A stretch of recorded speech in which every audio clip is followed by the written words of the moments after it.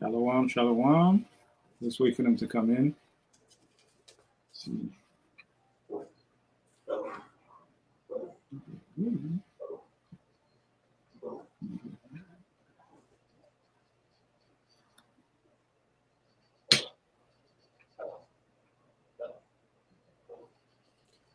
Give it a few moments.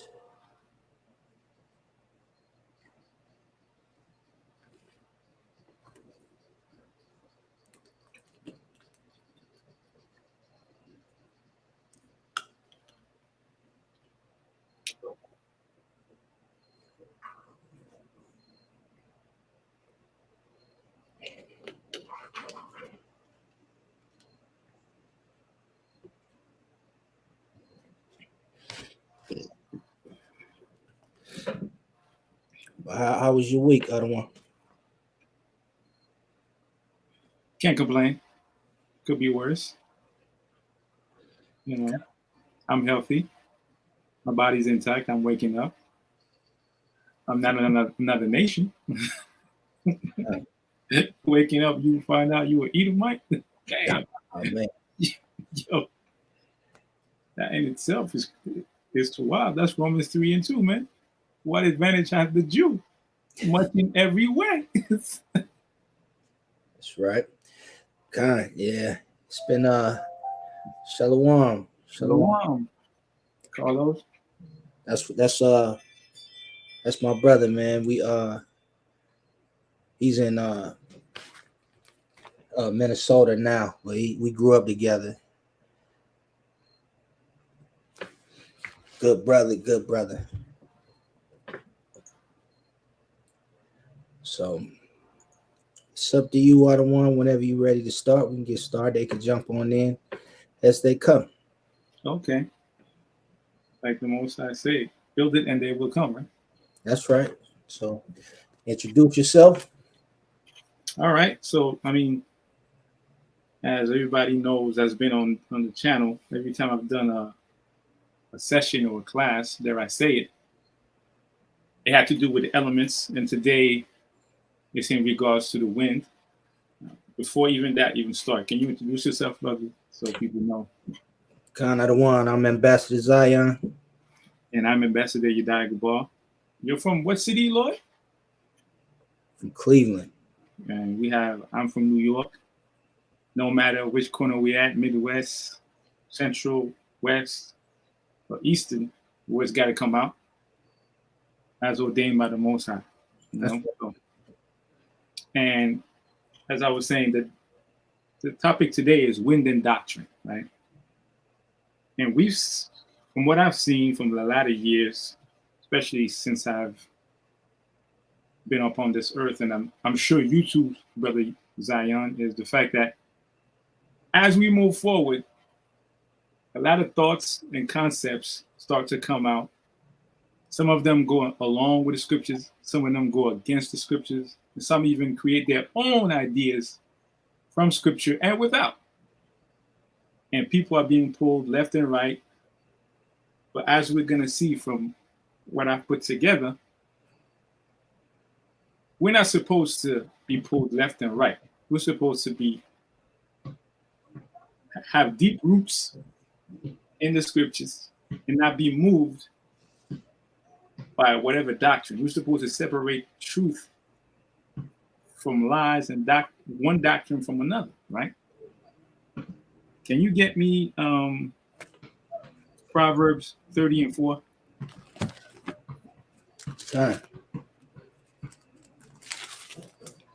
Because the wind is a curious element. Nobody could catch it in their hands, but everybody could feel it. Anybody could go outside on a windy day, whether it be raining or there's a hot sun at 98 degrees in the summer, and you pray to the Most High for wind to cool you off. Whether you're in the sun or in the shade, you could feel that wind. Go ahead. It's the book of Proverbs, chapter 30 and verse 4. Who hath ascended up into the heaven, or descended? Who have gathered the wind in his fist? Who have bound the waters in a garment? Who have established all the ends of the earth? What is his name? And what is his son's name? Now, Thou canst tell. now we all know that that person is Yahushua, right? That's right. He came down. He if he wanted to, he could harness the wind, harness the waters in his garment. He could do it. He could do anything because he has that faith, because he has the right doctrine, right? That's right. Many of these doctrines that come out, we're not even aware of them. We watch TV shows just such as Blackish, The Simpsons, Family Guy, or Marvel movies or Superman, all these different TV shows, and subliminally they're sending you a different doctrine, different type of thought process, and we can even see it on TV where they bring you, how interracial marriage is okay, race mixing is okay. But as I recall, Jonah was sent to the city of Nineveh because there was race mixing over there, and the Most High was about to destroy that place. And double that, there are people, these same other nations, they don't want to even deal with you. 150, 100 years ago, we weren't even allowed to drink in the same water fountain. But suddenly on TV, on Netflix, on every forum, they show you, it's okay to marry a white man as a woman, or a black man marry a black woman, a white woman, Salak, or another nation, or Chinese or Japanese, when these people had you in slavery. Right? It doesn't make sense. Can you give me Ecclesiastes 7:13, Lord?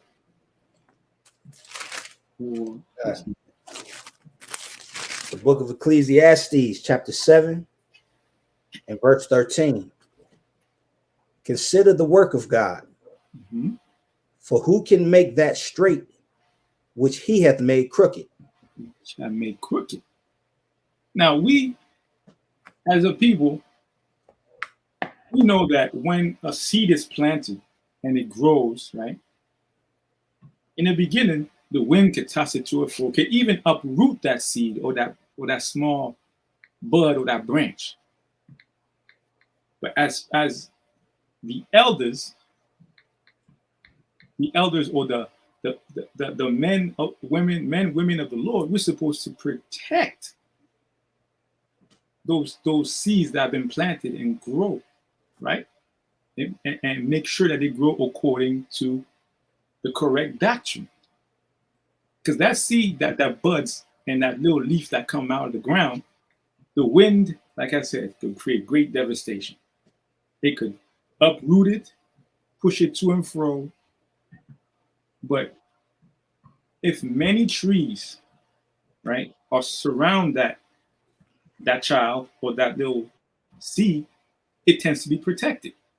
Can you give me Ezekiel 31:8, Lord? Count out of one. Because many people think that it's okay to let the child do whatever it wants. Let it be. But even in Ezekiel 31:8. 31:8. Even in the African tribes, they know that it takes a village to raise a child. So in the same token,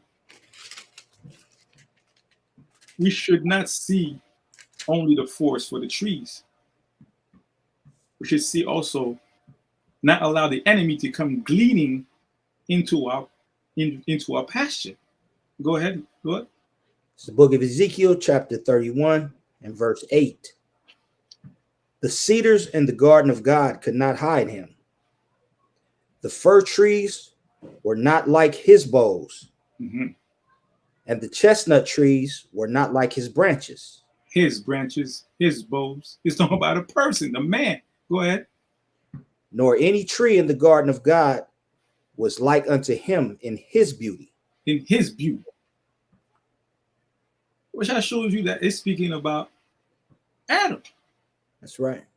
So as such, we shouldn't let other people come in and glean into our pasture. Like we should have our own neighborhoods. Yeah, the wind might pass by, but it's a wind that will not destroy our place. It will not destroy our city, like the city of Jericho. Right? Shalawam, Sister Juana. Shalawam, Sister Beverly, and Sister Duran. Shalawam to you. Okay? But we could see that having children, we should rear them up and not allow them to have peer pressure. And it's bizarre that it's called peer pressure because it's words coming out of people's mouth that goes upon the wind into your child's ear to lead them astray. You see? Can you give me Proverbs 22:6? Gone out of one. It's the book of Proverbs, chapter 22, starting at verse 6. Train up a child in the way he should go, and when he is old, he will not depart from it. We will not depart from it, man. Because what happens when we depart from it? When we look at a boat or a ship, right, upon the sea, I'm gonna task your memory, Lord. What do you call the piece of wood that guides the boat in the back of the boat? I know what it is. I can't think of it, man. If somebody knows what it is in the chat, please say it, because we all know what it is. What is it? I'm gonna look it up. Let me see. We all know what it is, right? The wind guides the boat, right? In 1492, they had no engines. It was all wind. Pirates of the Caribbean, all of that. It was wind. It was people paddling with oars, right? No, not the tugboat, Lord. It's the piece of wood. Like you would just move it left or right to make it go left or right based on where you push it. So if I push it right, it goes left. If I pull it left, it goes right. Is it the rudder? Yes, the rudder. There you go. Like the rudder, people think that it's easy to navigate, right? But you just pull it just slightly to the left, it changes the whole trajectory of the boat. And you just add the wind, a small or great wind, it don't matter how fast or how slow you go. If that rudder is not straight, that boat is gonna go straight. Which is why, like a lot of captains, they had a whole apparatus to measure the stars, to measure the distance where they had to go, where they were in the sea, and that rudder and their compass was their way to go ashore, to make berth. Give me Isaiah 28:1.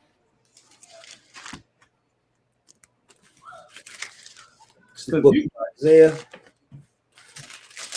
Go ahead, Lord. You have something you want to say? Because you can have many cooks in the kitchen. You have like all the cooks you want in the kitchen. You could give them all the same recipe, and I guarantee every dish will taste different. And that's not by accident. People have a different understanding of what they're reading and how to add the ingredients, right? And even the same concept with the telephone. Everybody did the telephone in class. You will have one message at one end of the classroom. By the time you reach the other end, you could start with an apple. You ended up with a peach by the end of the class. That's right. So, as people of the Lord, our job is to make sure that message that began in the beginning is the same or a better version of the same fruit that was born in the beginning that it is at the end. Not a whole different fruit, or you start with a fruit and you end up with a vegetable. You see what I'm saying? Go ahead, Lord. This is the book of Isaiah, chapter 28, starting at verse 1. Woe to the crown of pride, to the drunkards of Ephraim, whose glorious beauty is fading, Salak, whose glorious beauty is a fading flower, which are on the head of the fat valleys of them that overcome with wine. That's 28:1, Isaiah. Kind of one. Go ahead. Go ahead. Keep going. Behold, the Lord have a mighty and strong one, which is a tempest of hail and a destroying storm. Destroying storm. Go ahead. As a flood of mighty waters overflowing, shall cast down to the earth with the hand. The crowd of pride, the drunkards of Ephraim, shall be trodden under feet. Keep going. And the glorious beauty, which is the head of the fat valley, shall be a fading flower. Go ahead. And as the hasty fruit before the summer, which when he that looketh upon it see it, while it is yet in his hand, he eateth it up. Keep going. In that day shall the Lord of hosts be for a crown of glory, and for a diadem of beauty unto the residue of his people. His people. Go ahead. And for a spirit of judgment to him that sitteth in judgment, and for strength to them that turn the battle to the gate. Jump to verse 9. Verse 9. Whom shall he teach knowledge? And whom shall he make to understand doctrine? Yes. Them that are weaned from the milk and drawn from the breast. For precept must be upon precept. Not your own doctrine, not your own thoughts. What other people tell you. Go ahead. Precept upon precept. Yes. Line upon line. Line upon line. Here a little and there a little.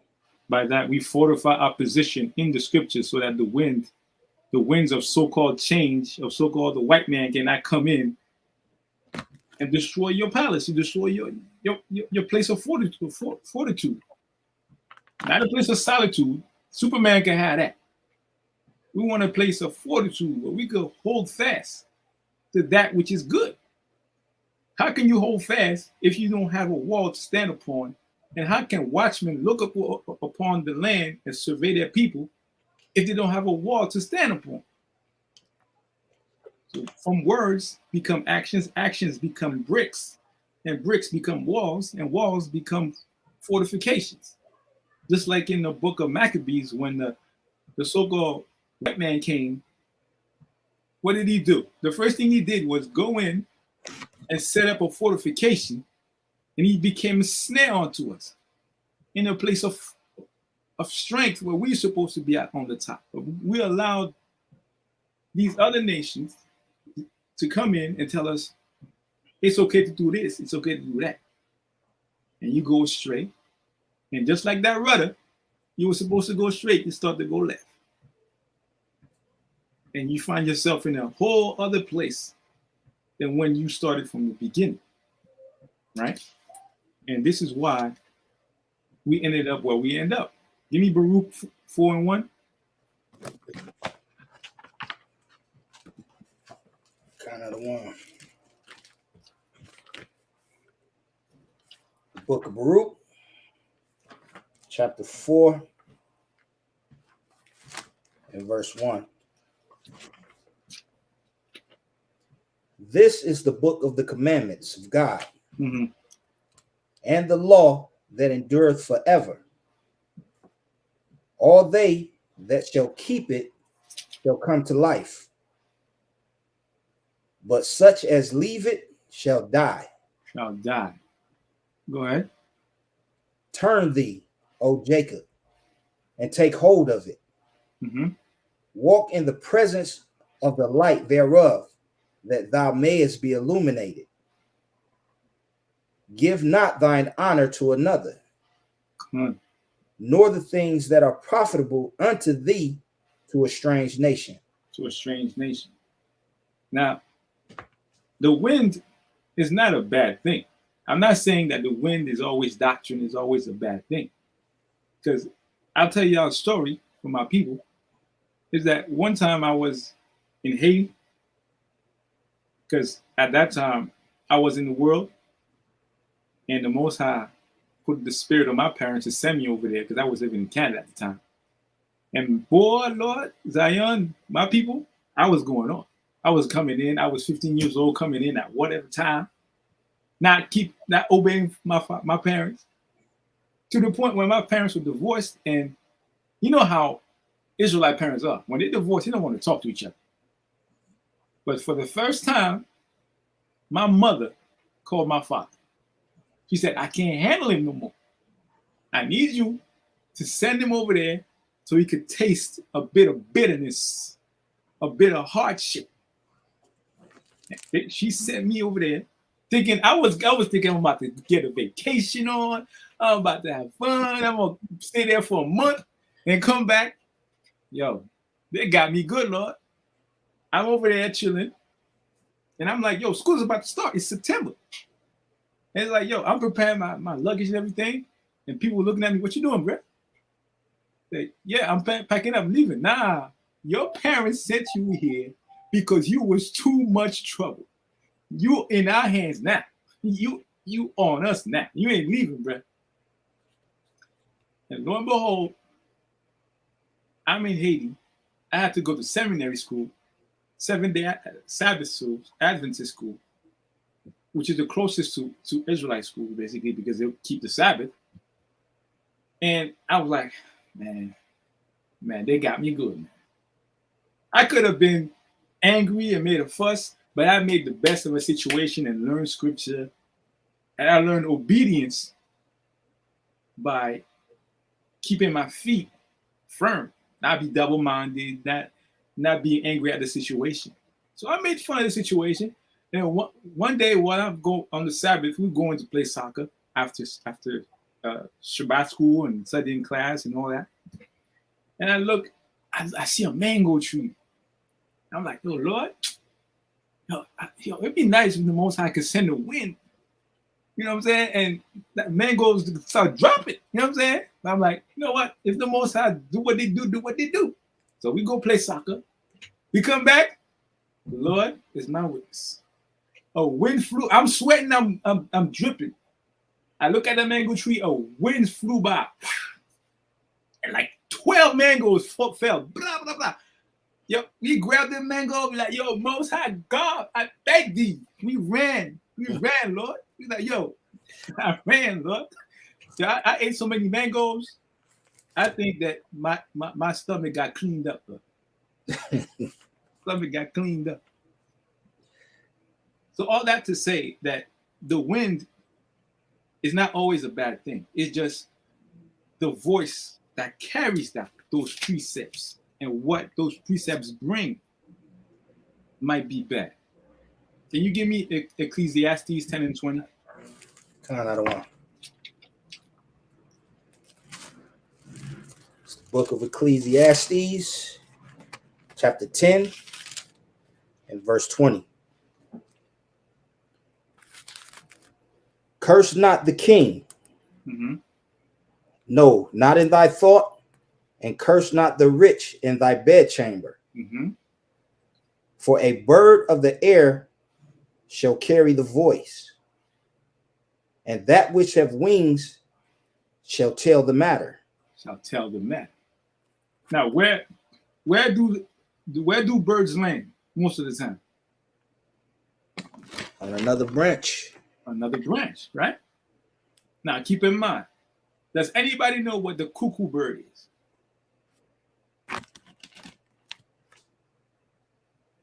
This bird, the cuckoo bird, is different from any other bird that exists.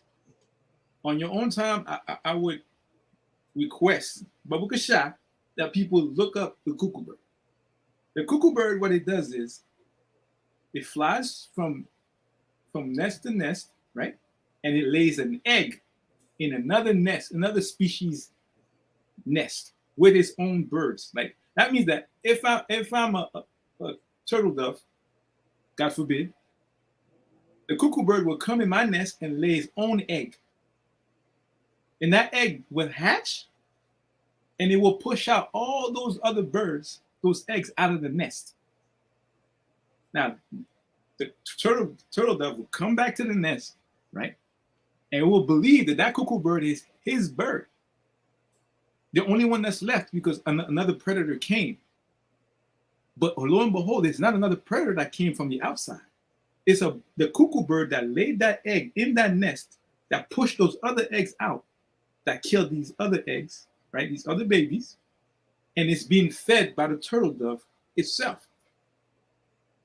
What am I trying to say? What I'm trying to say is this.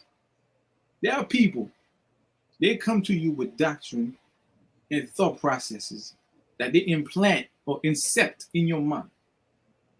And you just accept those doctrines that come from the wind of their from their voice upon the wind in your ear, and you don't question it. I accept that. I take that one. And you eat from every tree, right? Just like Eve in the beginning. She went, the so-called serpent came and said, yo, you can eat from that tree, man. The Most High don't want you getting that power. Lo and behold, she accepted that doctrine. And she brought it back to Adam. Now, Adam, he has a part to play because that brother should have said, nah, you drop that doctrine and drop that what you take it and let it go. We got it good up in here. But now, we allow doctrine to come in, just like that cuckoo bird lays egg and hatch and feed upon all those good precepts you got in your mind and destroy it. And you find yourself, wait a minute. I remember a scripture, so this and that and the third, right? But you forgot because you allowed somebody else to bring the cuckoo bird, plant something in your mind. Can you give me Proverbs 16:21, I believe?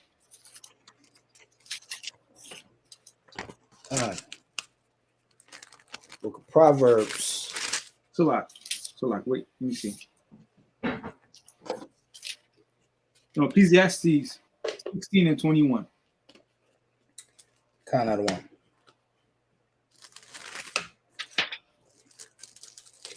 Book of Ecclesiastes, chapter 16. And you mean Ecclesiasticus?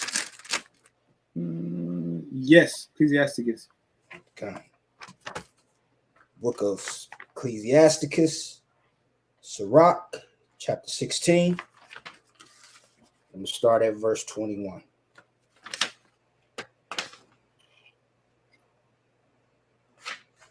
It is a tempest which no man can see, for the most part of his works are hid. You hear that? So what I'm trying to say is this. Most of us are in the eye of the storm. If you ever read about the eye of the storm, once the storm, like a tornado passes through, it tends to destroy everything around the perimeter. But inside the storm, nothing is in the eye. Nothing is being destroyed. Right? Nothing is being destroyed. But most of us, we're in the eye of the storm and we don't even know. We're walking around jolly, good and jolly. I'm good. I don't need the Lord. Or you got doctrines in your mind. Because there are people that are law upon themselves, like the book of Romans says. So they follow their own law, which is not as good as the scriptures, never as good as the scriptures, but they have a certain rule of thumb of behavior. But when you have other doctrines come in like cuckoo birds and just lay eggs, what do you think is going to happen? Everything in the perimeter will be destroyed, or the Most High will cast you out and be taken up by the wind and be thrown overboard or worse. right? Yeah, give me a Psalms 37 and 18, Lord. Watch this. It's a lot. I don't want. If I can I continue reading? Go ahead. Sirach 16. I'm gonna start back at 21 and read down. Okay. Verse 21. It is a tempest which no man can see. For the most part of his works are hid. Who can declare the works of his justice? Or who can endure them? For his covenant is afar off, and the trial of all things is in the end. He that wanteth understanding will think upon vain things, and a foolish man erring imagineth follies. My son, hearken unto me and learn knowledge, and mark my words, mark my words with thy heart. I will show forth doctrine and weight, and declare his knowledge exactly. So everything you saying, it was self-explained, right? As we kept reading down. Good, Lord. So where you want me to go next? I don't go to Psalms 37 and 18. The wind. 37 and 18. Psalms 37, 18, and 19. Okay. Go ahead, Lord. You have something to say? Because the wind is a calming and caressing element.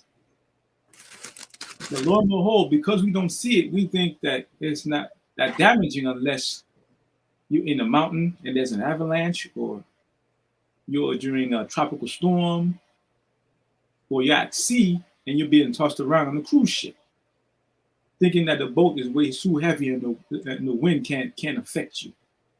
But when the captain tells you to go back to cabins and eat oranges, you know daggone well that something's going down.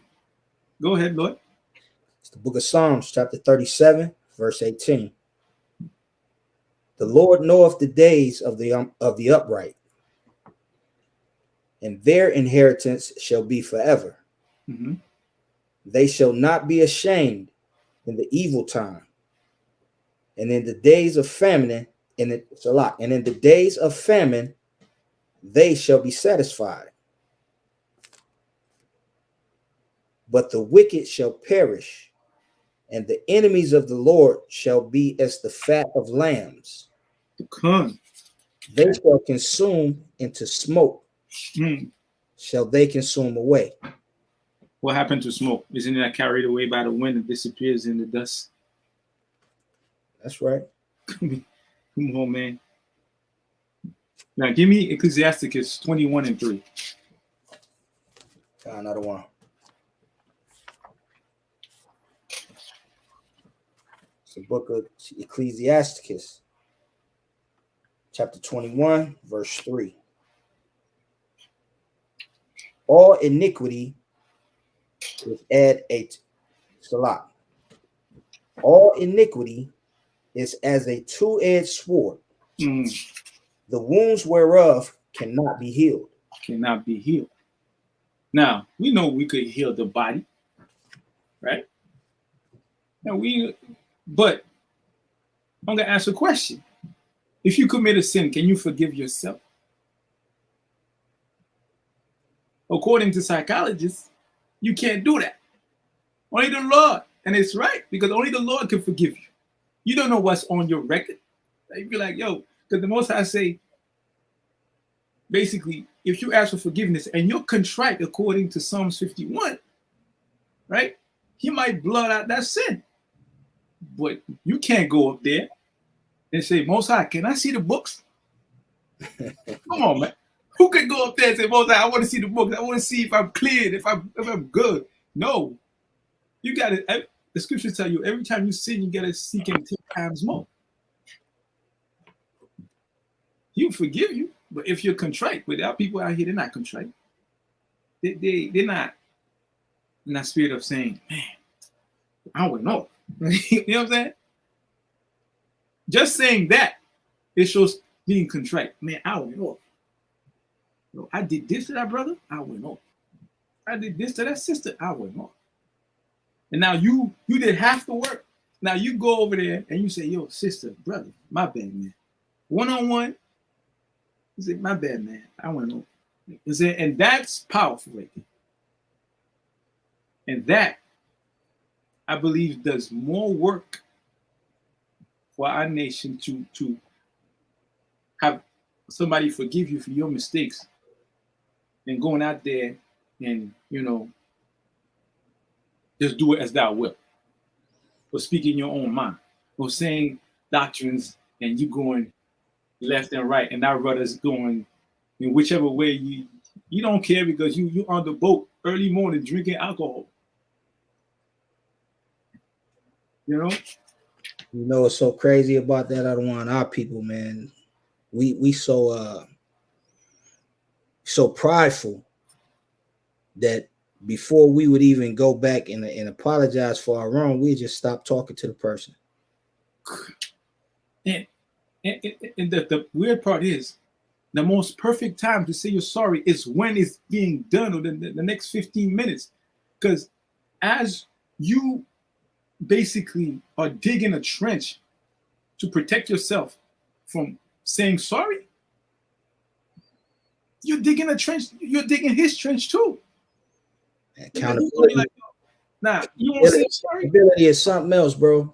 Our people, man, when it comes to taking accountability, I mean, you could just look at what we do. We go out and we give the answer week after week after week of what we have to do in order to improve as a people.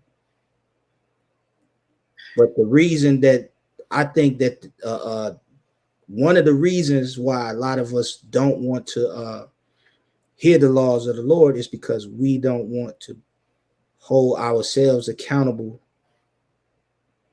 We don't want to face the fact that what we're doing is the reason that we're in the situation we're in. And if we never take accountability, we can never make the correction.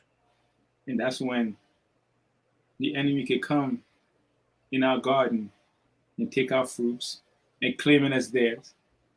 Take our fruits from our trees, the wisdom the Most High gave us, and plant it in their vineyard, in their backyard, and say, oh, it's mine. It's my wisdom. It's my knowledge.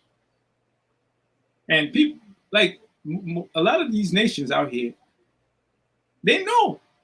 Like, we speak oftentimes to, Egyptian people and people that read the Quran and people that read different books and people that don't even read the scriptures, but they read the Bible just once, glanced over, and then realized that Christ is black and the people in the Bible are black. But our people just won't accept it. The water, Sister Wana, for the donation. The water for the super chat.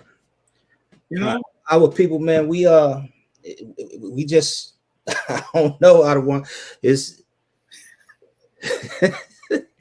hey, we do not want to take accountability. We would rather, as you bring it out so eloquently, we'll rather blow away in the wind of another doctrine. We'll rather go into letting someone else tell us you could do what you want to do. You don't have to abide within these certain rules. You don't have to live in the confines. You can be lawlessness. You can be lawless. But it's okay, long as you're happy.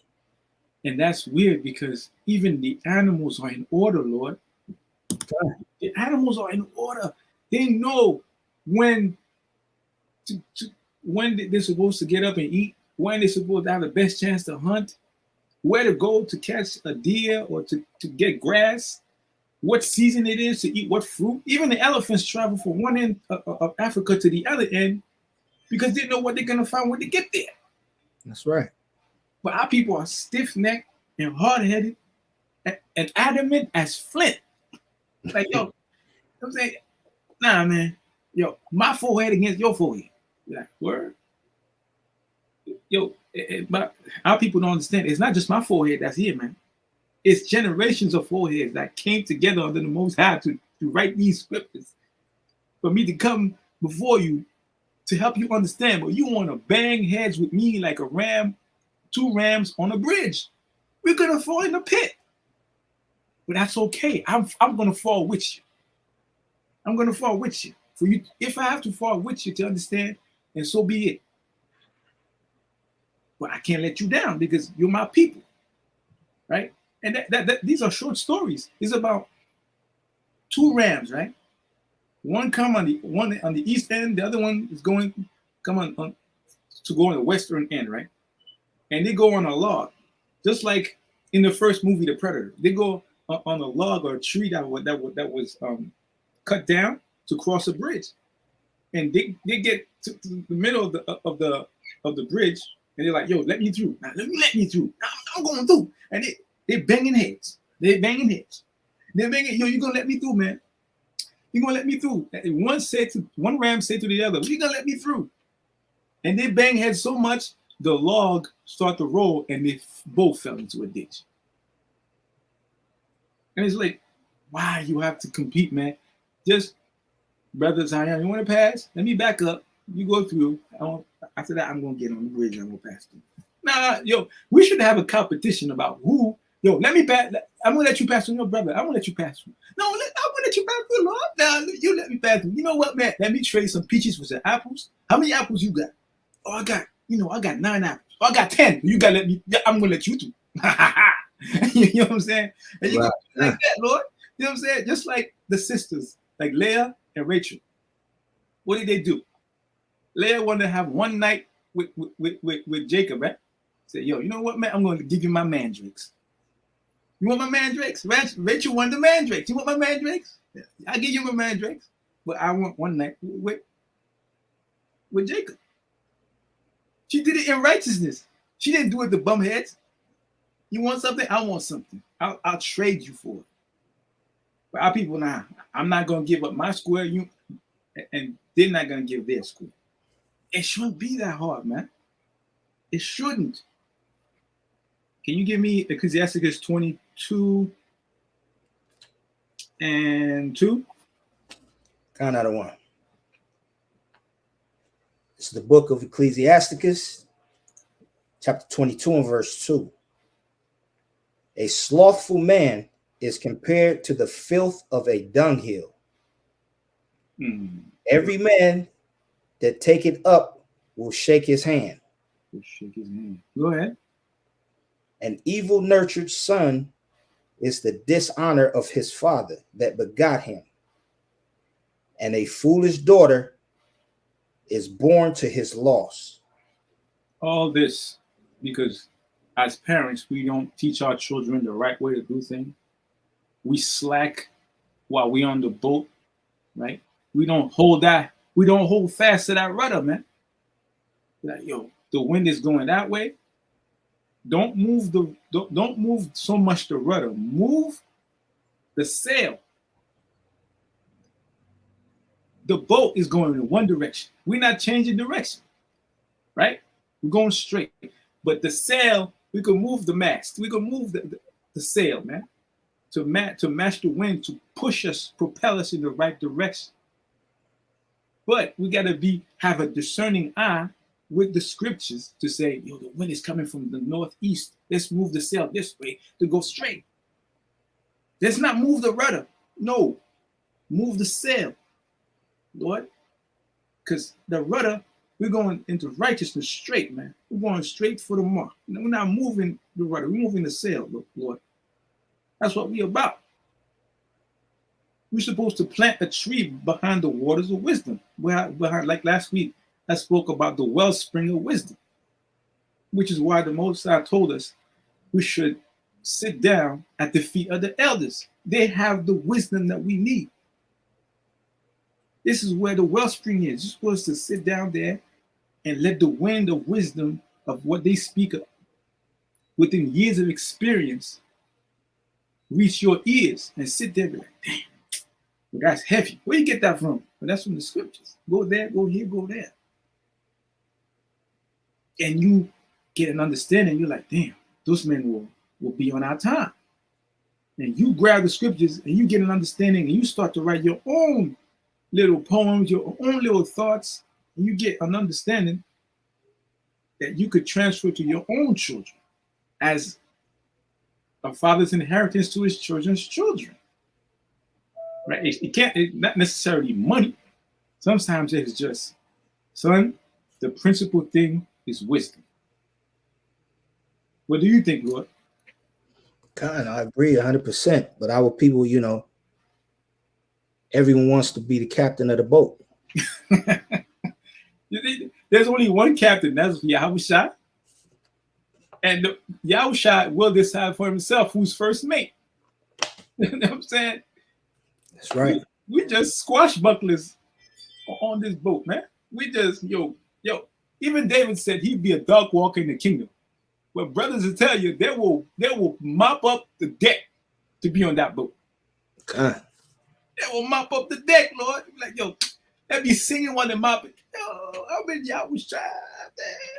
They be mopping the deck. Talk about brushing it. Make sure, yo, Yahusha, can you see your face on that deck, man? Don't worry about it. No, Lord. But we gotta be clean, Lord. Gotta be clean. You got a brother on top of the mast talking about, yo, where we at, Lord? Yo, we over there. We going over there, blah, blah, blah. Like, we communicating and having fun, keeping the commandments, and lo and behold, the storm come. We just, next to Yahushua, be like, yo, Yahushua, man, let's push away this storm, man. Bam. Next thing you know, bam. In the name of the Lord, bam. It's gone. That's the spirit we're supposed to have, man. Spirit that is contagious with butterflies, right, Sister One? With butterflies, man. Like, you got butterflies, Lord, just going in. You be like, yo, you have no fear. If the Lord decides we going left, we going left. We going right, we going right. But we trying to go straight. It's not our decision. That's right. It's not our decision. Right? But our people, like you said, hard-headed, don't want to listen. Now, let's see what happens when we don't want to listen. Give me Habakkuk 1 and 4. God, I don't want.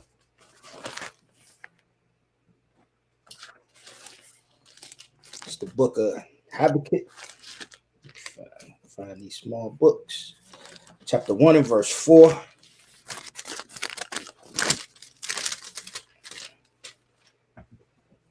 Therefore, the law is slacked, and judgment doth never go forth. For the wicked doth compass about the righteous. Therefore, wrong judgment proceedeth. Therefore, wrong judgment proceedeth. Now, you go out there amongst these so-called nations with their doctrine, thinking that they're going to protect you and they're going to keep you safe. But just like the Lord said, man, wrong judgment proceeded. How many people? We got people in jail for drugs, for marijuana, in jail for life, man. And we have people out here complaining about Brittany Griner in Russia, a place where she went to play numerous times, and she knew the law. She got 9 years.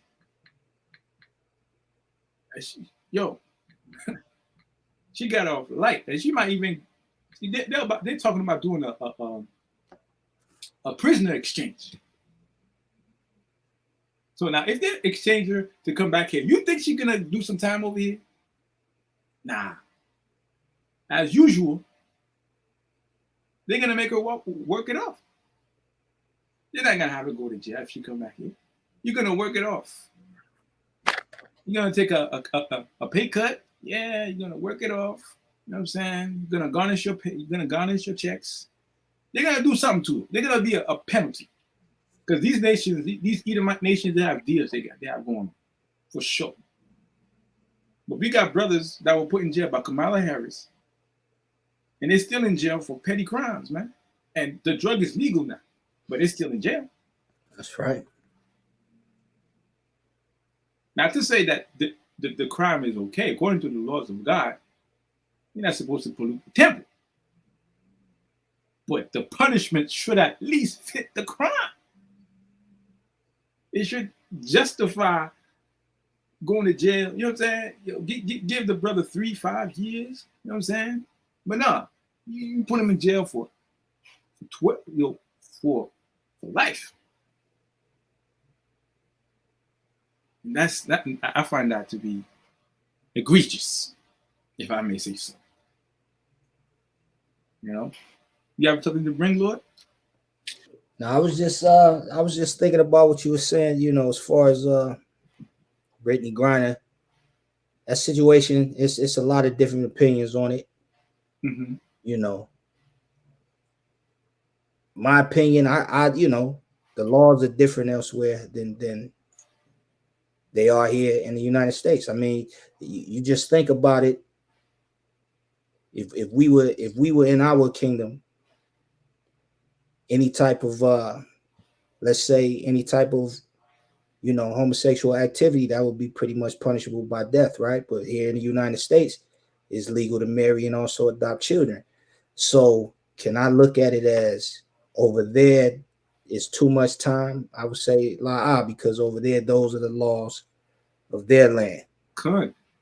The same way there's things that's written in our Constitution that we know is punishable by death. Mm-hmm. Here in Sodom and Babylon, you know, those things are celebrated. So I look at these things with a different eye. Good. You understand? I don't look at it for, you know, I also take into account her lifestyle. You know, the Most High, this could be judgment from the Most High. Good. I agree 100%. So I look at it from a different lens. You know, some people say, oh, it was just a vape pen. That's all it was. But just a vape pen over there is something totally different than a vape pen here. And think about it. The Lord said in Deuteronomy 32:8, He separated the nations and gave them their portion according to the children of Israel. So if the Most High separated the nation, they gave their portion. And in Genesis 11:6, He separated us when we were trying to build the Tower of Babel, meaning that, I don't want y'all to come together. I want y'all to be separate and everybody do their own thing. Why would you think that what you want to do is okay to do over there in another country, whether it be from Canada and coming over here or vice versa, or going across the Atlantic, another continent, and doing what you want to do because you come from America? And that's that ego soaring thought process doctrine behavior. God. I'm above all. That's that American arrogance. Yes. I'm gonna fly everywhere, American Airlines. I'm gonna do what I want to do when I get there. It's like, brother, what? As I recall, once you get into a man's house, it's his rules. That's right. I'm not gonna put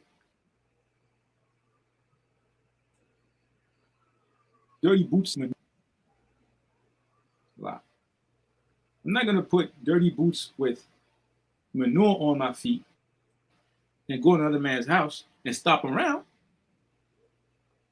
It doesn't make sense. And if you do, then you have to face the punishment in which he dishes out. Yeah, you gotta face it.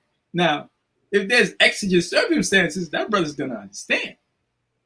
You know what I'm saying? It's like coming in, blah, blah, blah. Somebody's coming in the back door, trying to shoot you. I bet. Come in with the manure, come in with the dirt, whatever you need to do. Man, I didn't know you protected me, blah, blah, blah. I even, brothers would say, I even clean up the dust, the mud, everything. You saved my life. You know what I'm saying? But you coming in unannounced, you know Israel, man. Come to people's house unannounced. You know what I'm saying? You have to call, Zion, I'm coming through, man. Coming to Cleveland, man. I might pass through. I bet. I'm not going to show up at your house unannounced. Come and check your dogs. Be like, my bad, Lord. I just thought I'd just come over whenever unannounced, stomp around and talk to your dogs and touch your dogs and look at Kodo and all your dogs and just have fun. You go look at me like, what, brother? What? I love you, man, but don't come unannounced, Lord. That's right. It just makes sense. Can you give me Ecclesiasticus 24:1? Kind of the one. Book of Ecclesiasticus, chapter 24. You want verse 1? Come. Wisdom shall praise herself and shall glory in the midst of her people. Mm. Keep going. In the congregation of the Most High shall she open her mouth and triumph before his power. You heard that? So only in Israel shall wisdom glorify itself, which means that from mouth to mouth, ear to ear, even birds will carry wisdom from tree to tree. For people to understand from the lowliest man all the way to the king. And wisdom accentuates everything, even food that we eat in prayer, even things that we say, even in sadness. Wisdom increases the countenance of your friend. And by that token also, we must understand that whatever we say must be full of life, of Shalawam Kodash, the holy tongue of Israel, that wisdom that raises the spirit up of our people. Man. We don't want to lay cuckoo birds in people's heads. I'm saying we want to lay turtle doves, man. We want to lay turtle doves. We want to bring a big lamb and bring understanding to our people. Can you give me Exodus 24:15? Another one. It's the book of Exodus, chapter 24 and verse 15. And Moses, a lot. Turn this on my phone. Exodus 24, verse 15. And Moses went up into the mount, and a cloud covered the mount. Mm-hmm. And the glory of the Lord abode upon Mount Sinai. And the cloud covered it 6 days. And the 7th day he called unto Moses out of the midst of the cloud. Mm-hmm. And the sight of the glory of the Lord was like a devouring fire on the top of the mount in the eyes of the children of Israel. Keep going. And Moses went into the midst of the cloud and got him up into the mount, and Moses was in the mount 40 days and 40 nights. So, as I recall, how are clouds formed? From hot air, right? And condensation. Now that cloud rises and lowers based upon the wind, and in this circumstance, based upon the Lord's will. Now, just like wisdom, which coming from above, it came down to Moses. And as we've spoken last week in the scriptures, Most High imparted Moses with wisdom that he gave and some that he hid. Today, what I'm trying to bring is the fact that many doctrines come about, right? Many thought processes. I've even heard that, dare I say this, a man is not supposed to desire his wife in a lustful manner, right? And I never understood that. That doesn't make sense to me. But these are some of the doctrines that people bring about that we have to be circumspect and dissect and cut with a knife of Hebrews 4:12 and search out the truth thereof, man, and use common sense, which is basically wisdom, right? And dissect it and be like, nah, it's not wrong to desire your wife. It's just not wrong. You know what I'm saying? But we can't just accept anything that is thrown at us from the winds, from eastern wind, northern wind, so on and so forth. Because every morning, sisters and brothers, we wake up and where do we pray to? We pray to the east. And we send our voice and our prayers to the east, to the Holy Land of Israel. And that prayer, the Shema, is brought out there upon the wind, carried by birds, all the way to the ears of the King, our King Yahushua. So we got to pray in a manner that is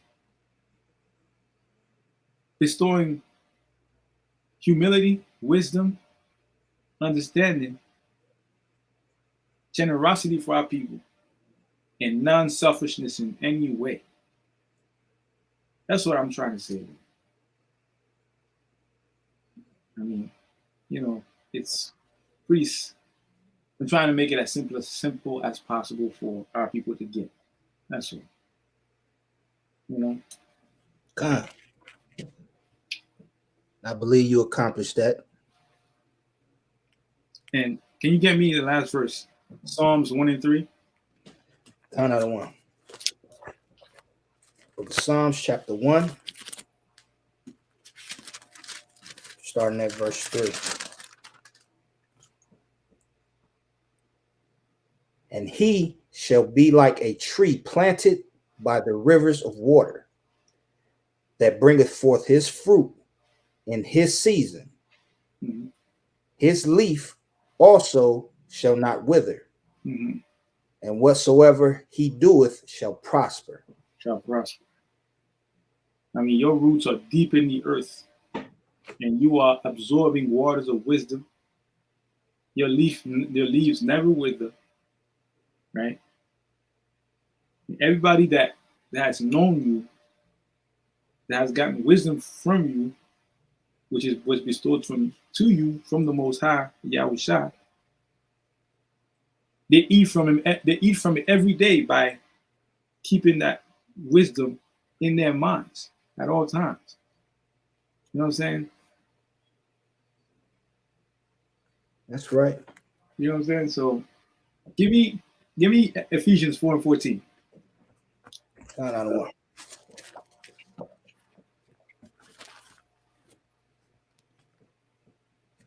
It's the book of Ephesians, chapter 4, verse 14.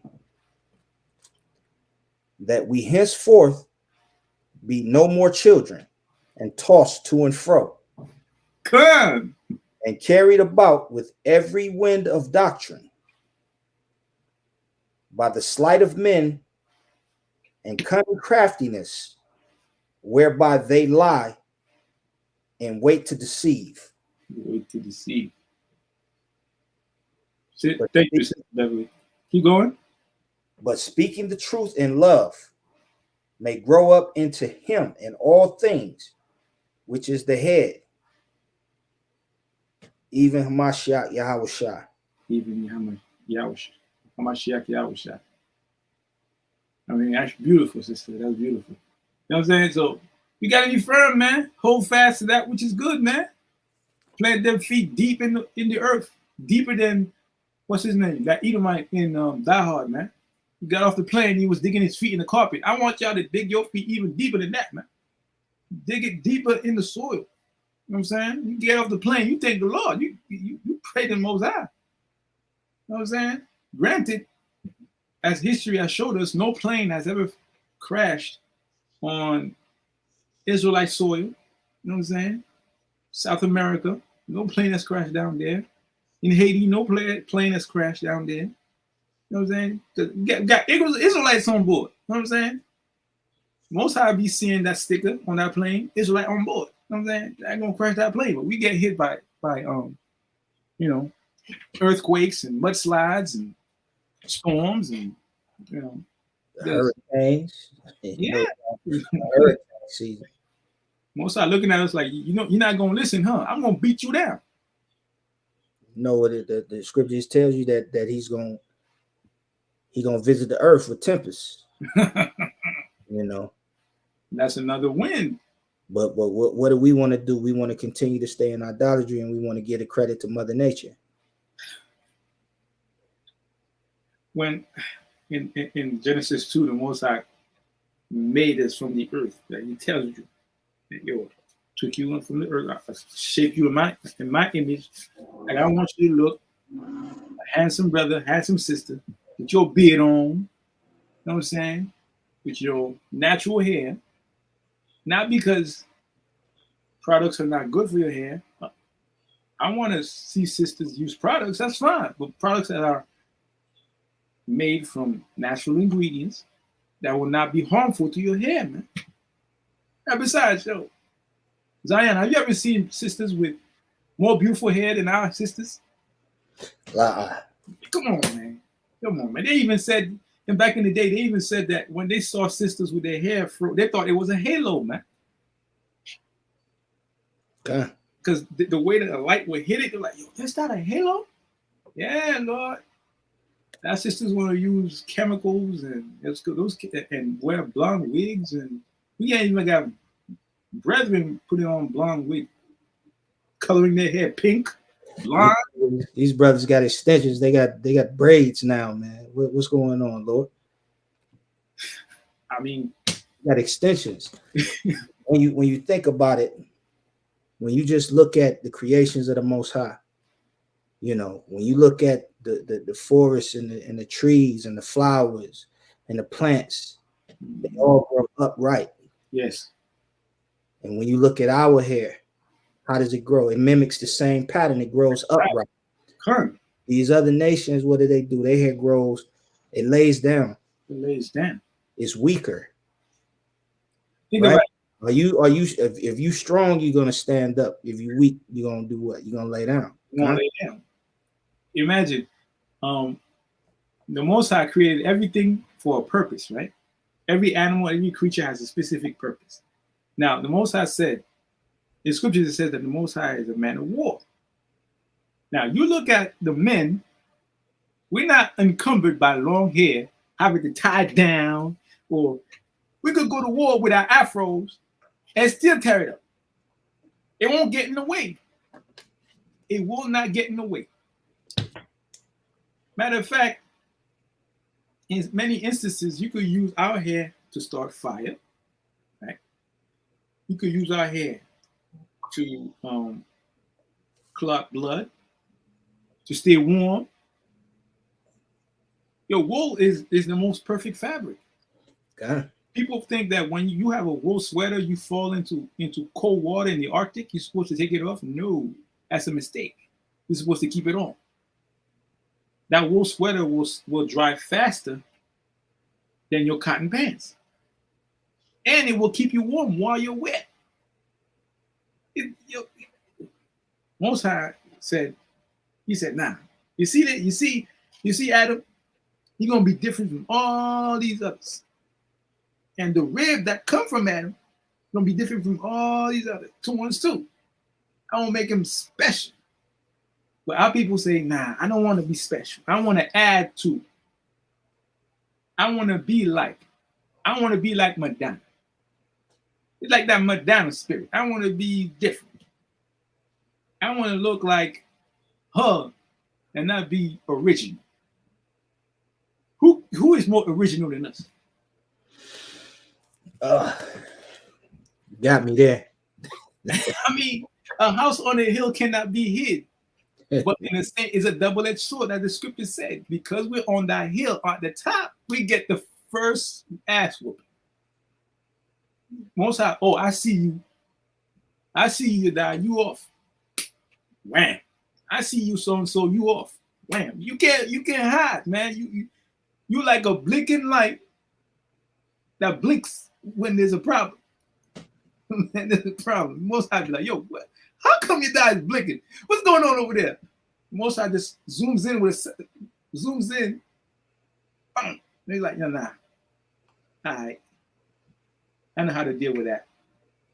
Give me Jeremiah 29:5. God. I don't want to deal with that. I had a plan for brother Yediah, and he went off. Now I gotta adjust everything because he trying to be.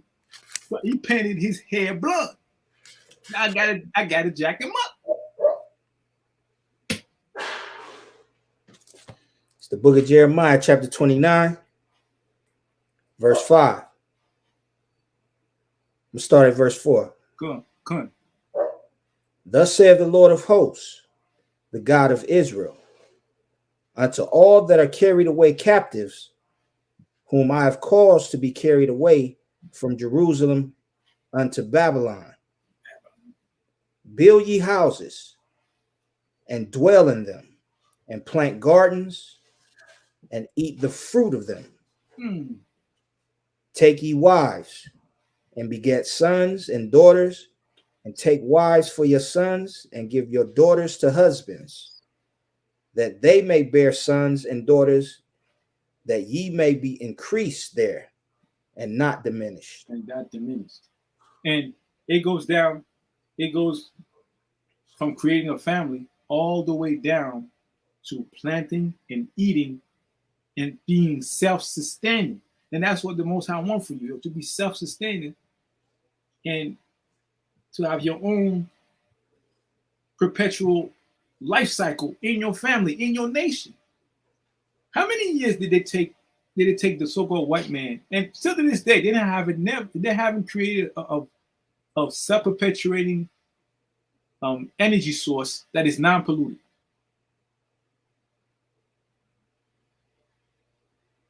They haven't done it yet. They've been using nuclear power, hydroelectric dams. They have not created a self-perpetuating energy system. And if they found one, they will never allow the world to have it, because they want their nation to have it and nobody else. And because of that greed, because of that thought process, they have to be destroyed. Now, if they are destined for destruction, why would you go into their garden and sit at their table and break bread with the enemy?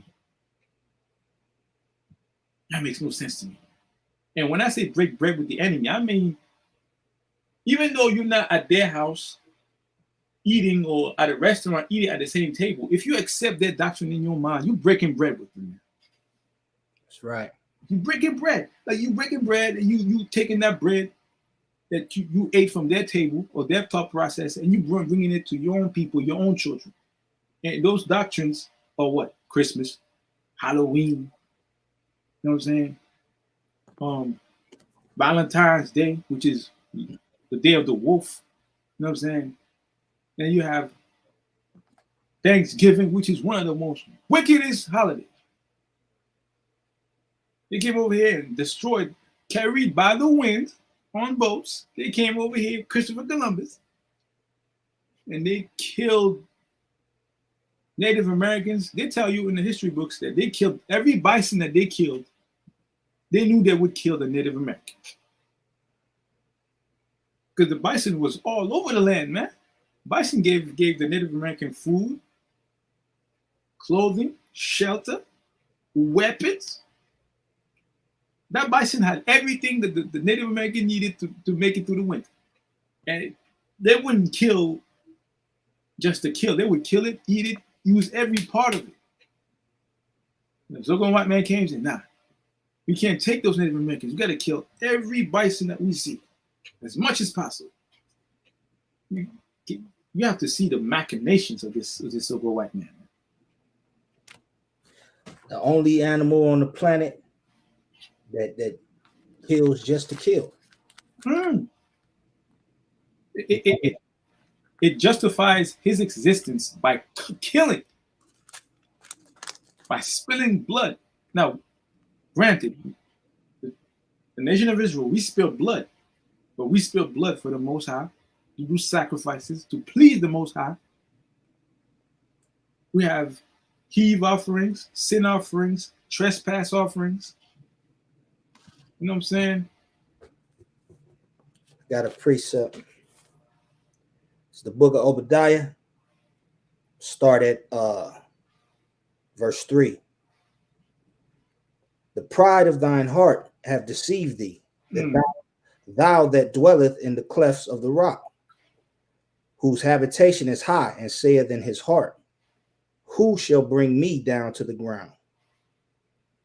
Though thou exalt thyself as the eagle, and though thou set thy nest among the stars, thence will I bring thee down, saith the Lord. If thieves came to thee, if robbers by night, would they not have stolen till they had enough? If the grape gatherers came to thee, would they not leave some grapes? How are the things of Esau searched out? How are his hidden things sought up? So this is exactly what you was just speaking on, how he killed every buffalo. Every buffalo we could find. Just look around the earth today at how many animals are on the verge of extinction. And look at the oceans, right? In the ocean, the orca, you have to be in awe of the Most High's example of who his chosen people are. Because the orca, or the killer whale, right, is black on top, but white on the bottom, right? And the killer whale has never been known to kill any person out in the ocean. It has never happened. Except when they were kept in captivity in SeaWorld. That happened because oppression make it the wise man mad. You know what I'm saying? That orca said, I'm done. You killed that man. You know what I'm saying? But in the ocean, open ocean, it has never happened. But people think that the great white shark is the king of the ocean. No. The orca, that black fish, he's the king. He kills great white sharks. And if any of you have the time, look at a chart of the ocean and who's the main fish that is at the top is the killer whale. People think it's the whale, is the squid. Nah, it's the killer whale. He's the one. A whale sees a killer whale, a flock of killer whales coming, it deviates its path. Even sharks. Nah, we got to get out of the way. The killer whale, boy. They have a pack of 6, 7. They're coming. Make way. Isn't that beautiful? A black fish roaming the ocean, telling everybody who's boss. Like, I'm boss. Move out the way. Ludicrous style. Get out the way. Get out the way. I'm coming. And on land, he shows us, that's why the so-called white man hates us, man. They openly said, if there was no black men, they would take our women. They hate us. They don't hate our women. They hate us. Because if you look at history in the west coast of Africa, in the land of Benin, there were many tribes, such as Levi, and because Levi was in Benin and in Togo, right? So in those lands, there was a lot of Edomites came, and they could distinguish who were the priests just by how tall they were. And Levites were generally 5 feet 8, 5 feet 9, no more. If they were taller, that was not an anomaly, but it was different. But lo and behold, because we were eating the correct fruits and vegetables, legumes and all that, pistachios and everything, we could lift up a 10-pound, like how I would say 50-pound brass metal with one arm above our heads easily. The white man would come like, I can't lift this because it's not in there. They can't do it because at that time, not only were we eating correctly, we were consuming sunlight to give us strength the correct way, following the law. We were in tune with the Most High to the point that we could do things that they couldn't believe. Like, how come he could lift that piece of iron? I can't lift that. It would take 3 men to lift that piece of iron. The brother would come, grab that piece of iron. What's wrong with y'all, man? They were the oddities. They were the bizarre ones. Around us, we would look at each other, man, like, man, look at that. Man, I'm sad for you, Lord. I'm sad, man. You can't lift that. And even back then, they were in astonishment. Like, you weak, man. You can't live around us. What's wrong with you? You can't help us. You can't do nothing. You can't lift a bag of rice. What can you do? You know what I'm saying? You're useless. But as soon as they saw our brother take off his pants, Oh man. Now we got a real problem. Now we got to do away with them. They like our women, but we can't deal with them. If they're there, there'll always be competition. We got to put them to death. We got to find a way. We got to find a way to separate them from their God. We got to do something. And that's when doctrine came in. Oh, we could do this. We could do that. Oh, you could, do so and so. It's okay. We would say, no, we don't do that. It's against God. No, it's okay. And then that's when we allow these birds, these filthy birds, just like in Revelations 18, these filthy birds come around and do what they do. That's right. That's exactly what happened. That's exactly what happened. They had to find a way to disconnect us from our power source. They unplugged us. Yo, people talk about Jedis and movies and superheroes, man. We were superheroes before there were superheroes. In Genesis, it was speaking about men of renown. Not talk about nobody else. But Israel, man. Nobody else. These other nations, they wish there was us. We got to get back in order, man. We got to go in the house of the Lord, shut the doors, and keep those malicious winds of doctrine that is against the Lord out, man. Once we're out in our house and we built the temple that was within us and built it strong, firm, with a steel trap mind, not a trap for other brothers, but a steel trap for other nations, man. When they come in and say many doctrines that make no sense, just like Yahushua in Luke chapter 10, when that lawyer came to talk to him. Was it the lawyer that told him how to get to the kingdom, or was it Yahushua that told him? No, it was the lawyer that he told him to keep the commandments. You keep the commandments. It was the lawyer. So the people knew that was the law. The law was the way. It was half the job, because you need the law and you need the faith. It's one side of each coin. But this was the funny thing, though, Lord. I was shy. Man, the Most High is funny. He asked him what he got to do. What did Yahushua say? He asked him, like, what are you reading? What are you reading in your law? What are you reading? Why would you ask me what to do? What are you reading? What you reading? Come in your law. Because he knew, Yahushua knew there was many doctrines going around in that time. People believing their own doctrine. You have people going into the temple and buying indulgences. It's buying and selling indulgences, man. People, he had to go in there with a cat and nine tails and start whipping butts. Like, you're selling indulgences in the house of the Lord. You gotta go off. That's why you premeditating your transgression. Yeah. You say, you know what? I'm gonna hook up with this brother's wife when he out of town. I'm gonna need a he ram and give me 2 turtle doves. He in there cashing out in the temple on sin offerings. That means that you could see that there was doctrines going around. People were telling people, do this. You know what I'm saying? Do this. I know, that you're about to sin, but you could wash it away with this. And you could do that. Bro. You're telling them, hey, this is what's gonna justify you. This is what you need right here. Can you imagine justifying killing an animal? Because it's like you justifying killing an animal for you satisfying your beastly lusts. So one beast, you're killing one beast to create another beast within yourself.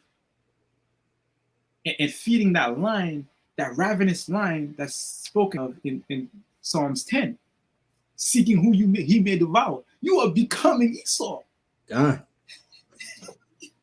Come on, man. There's some black devils too now. Oh, man. And what's the worst part is when they do it for pleasure. You're not doing it by necessity. And necessity would be just as wrong, but you're doing it for pleasure. That is just wow.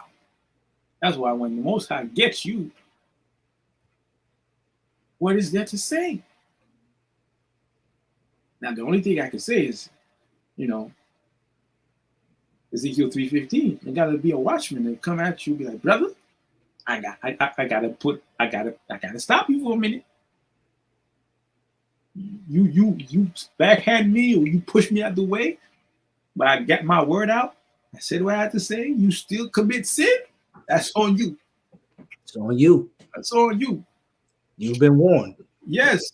I gotta blow down that trump. I gotta blow that alarm, man. I gotta blow that horn. You know?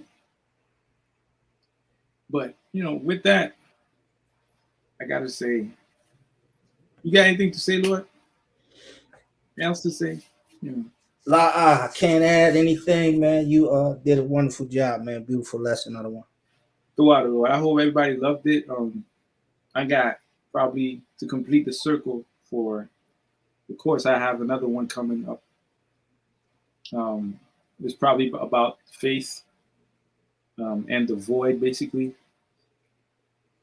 It's gonna be, I would say, up to y'all, up to brothers, but I would say it's gonna be ready about probably in 2-3 weeks. I have to really think about this one. Come. You know what I'm saying? I thank everybody for joining us. Like always, the sisters, Beverly, Wonder Wana. Come. Sister Kana. Who else? We had a few visitors today also. Yeah, Harry Wins. The water for Jordan. You know what I'm saying? Listening. Officers from the other provinces. I'll be the water. Shalom. Masha Yasharala. A.O.C. Cleveland. Shalom. The water, Sister Elizabeth, is joining us also. The water, Masha. Yeah, man. And Ahawa Shah, the water for joining, man.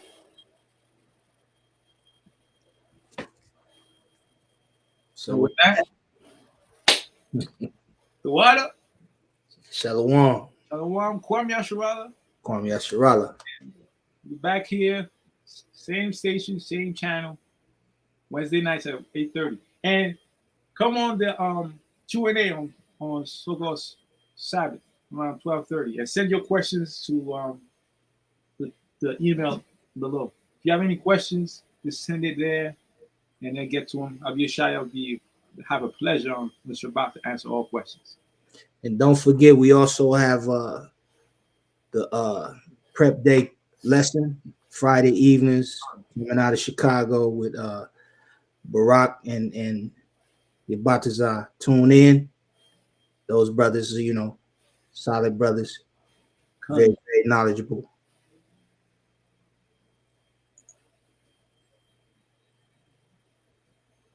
And with that, Shalom. Nice night.